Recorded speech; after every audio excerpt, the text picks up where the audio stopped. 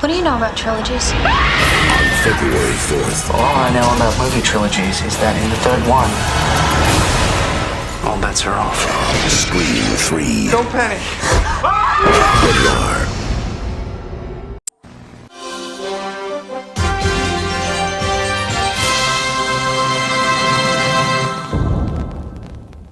Hello, fellow followers. Welcome back to FanZcene. Greg here, and today I have for you my 4K and movie review of the definitive ending to the Scream series, Scream 3. This just recently came out on 4K. I did not opt for the 4K Steelbook because, honestly, I didn't like the way it looked, and I didn't get the 4K Steelbook for Part 2. I only got the 4K Steelbook for Part 1, so I'm fine with having the standard edition as long as I can have the movie on 4K. And plus, everything that's in this is in this Steelbook. You're just getting a fancy Steelbook. But with all that being said, let's go. I'll show you the front and back of this with the slipcover on here. Here's the front with basically the original poster art. And then we have the back here so you guys can see all that.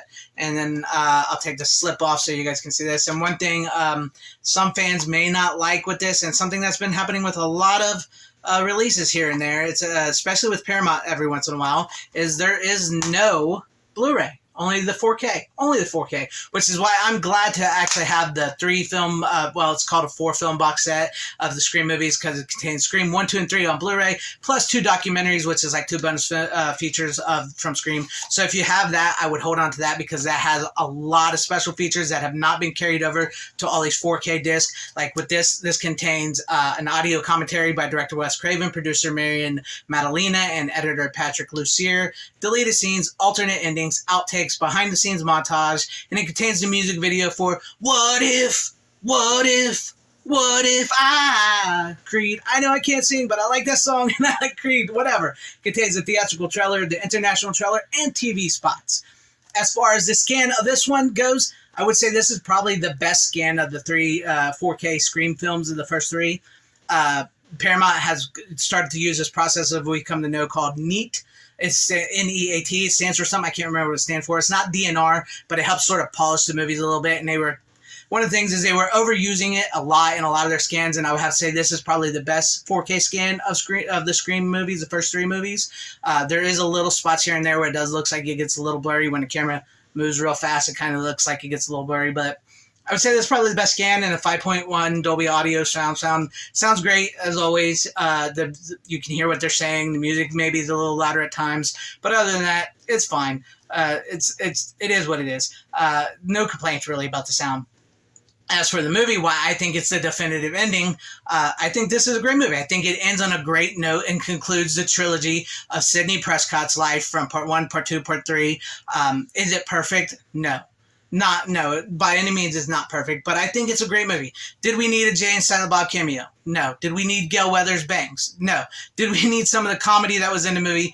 No, but the comedy helps. I really enjoyed Gail Weathers, Courtney Cox, and Parker Posey's her actress playing Gail Weathers. I really enjoyed their tag team in the movie. Their like buddy cop duo they had going on investigating. I love the Carrie Fisher scene. I love the story. The story, for all intents and purposes, is really good. Did we need Sidney witnessing ghostral visions of her mother? No, and how the killer knows about that is kind of just anyways. But I do love the fact that it sort of takes us back to the beginning of the franchise, and I think Roman, spoiler alerts, Roman, who is the director of Stab 3, is revealed to be the killer in Scream 3, and turns out he's not only the killer, he is also Sidney's brother, and I think that plays well, and I know some people get really mad over that because they don't think Roman was a threat. I think Roman needed to be in the movie a little more, given more of a presence, so that you know. But if you overdid his presence, then you would probably guess it right away. And I know at one point in time they were going to have like 3, possibly 2 killers for Part 3. I know Roman and I think Parker Posey's character and the actress playing Sidney were supposed to be the 3 killers at one point in time. And I think some of that's left in the film where you notice where maybe Roman couldn't have committed all the murders by himself. So that's sort of left in the film here and there in spots. And I think at one point it was supposed to be Roman and the woman playing Sidney. But I'm really glad they scaled it back and just made it 1 because this is the only Scream movie where there's 1 killer. And once you know like horror movies and horror movie tropes, I really think it plays because Kevin Williamson, who wrote 1 and 2, He didn't write part three. He wrote a treatment for part three. Studio sort of took it over, and I believe Aaron Kruger, I think his name was. Yeah, Aaron Kruger. Go figure. Aaron Kruger, Wes Craven. He wrote this script for this. So I would say that Kevin Williamson's influence is still there, and it's been noted that Kevin Williamson, one of his favorite movies is Halloween. He loves the Halloween franchise, the first one, and I think what better fitting way than sort of that nod, because Sidney Prescott, for all intents and purposes, is the new Laurie Strode. You know, she's been attacked by these killers because Kevin Williamson basically created his own Halloween. So the fact that her brother, Roman, started everything and sort of comes in to finish everything, or at least I wish it would have just been my headcanon, he finishes everything, works. And for the people that get upset about, well, he undermines the part one with Billy and Stu, not really. If you actually listen to what Roman says when he reveals to Sidney who he is, why he did it, he just wanted to kill his mom. That's Sidney's mom, their mom. He wanted to kill her. And he showed Billy the footage of her, you know, his dad and Sidney's mom, and it really made him mad. And so he basically got them to kill Maureen Prescott.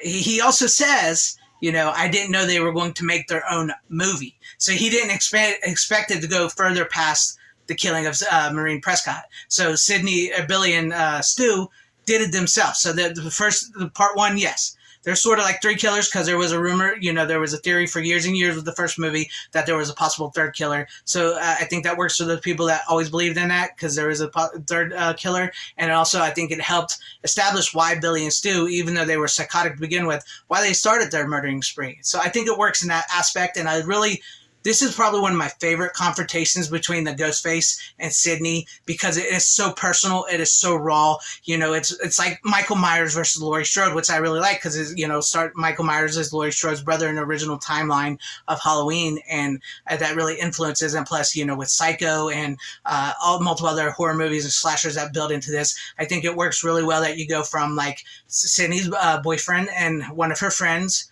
to Sidney's you know, ex-boyfriend's mother, you know, sort of like the Friday the 13th and stuff like that. And then we go work into her brother. It's sort of all familiar related like that. And I think that really works. And like when Sidney and Roman are going at it, it is just so personal. It is so raw. It's one of the best fights I think there is. And it gets really emotional and intense. And there are points in it where you really think maybe Sidney is dead or is going to die, and that maybe Roman will win. And I really like that, because after some of the comedy in the movie and some of the stuff going in, when you get down to that point in the film, it really plays well, and I think it really works as a horror fan and as a fan of the movie Scream, of all Screams. Now, I do not like Scream 5. I do not like Scream 6. Honestly, I haven't seen Scream 6 because of Scream 5, so I can't really say if I like it or not, but I probably wouldn't like it. I'm not planning on watching Scream 6 anytime soon. To me, this is the definitive ending. It closes the trilogy out perfectly. Sidney wins the day. It feels like she finally got that demon off her back, even when the movie ends and the door opens and she turns around and she doesn't go back to lock it. And she's got, you know, Gil and Dewey and Patrick Dempsey's police officer character, who, you know, it looks like they were going to start a relationship. And plus, Gil and Dewey get a happy ending, you know. Even he's like, it may not work. It's not going to work on paper. Dewey proposes Gil. She accepts. And it has a happy ending for everybody involved. And it's like the demon has finally been slayed. Now, part 4, I actually do like part 4. I don't think it's the greatest, but I do like part 4 because I feel like part 4 is an epilogue to the first 3 movies. And it's like, you know, these are where these characters are at the end of the, you know, at this point in time, with one more to go, one more, you know, demon to slay that sort of tried to come back, and then they stopped it, and you still get the happy ending for Dewey and Sidney and all them. And it does what part 5 I think was trying to do a lot better with remakes and stuff, and it lets you know you don't mess with the original, which is where part 5 and I think part 6 really fell, is like they really only think people only liked Scream 1. I mean, yes, Scream 3 has its detractors, but so many people like Scream 1, Scream 2, and Scream 3, and Scream 4, and there's arguments between Scream 1 and 2, which one is actually better. So don't get me started on 5. I don't want to get into that. But I think this is a great 4K. This one is only $20. I think the Steelbook is like $25. If they're still left, you can get them. The 4K looks great. The sound looks fine. I wish there was a Blu-ray. Think this is the definitive ending as far as I'm concerned. So if you want to check it out, pick it up, Scream 3.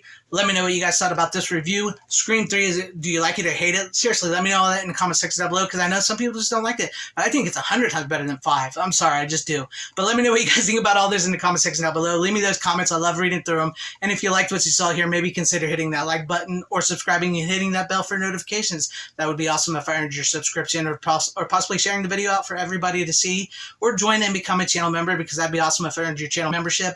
Shout out and thank you to all my channel members. I appreciate each and every one of you guys. Thank you for all your support and always having my back. To everybody watching, whether you liked me, hated me, liked this video, or hated this video, thank you for sticking this long and watching the video. Wherever you all are, please have a great, safe, happy, healthy day, morning, afternoon, evening, and night. Stick around and watch some more FanZcene videos if you want. I'll have them at the end here. Always support physical media. It is the superior format, and Godspeed.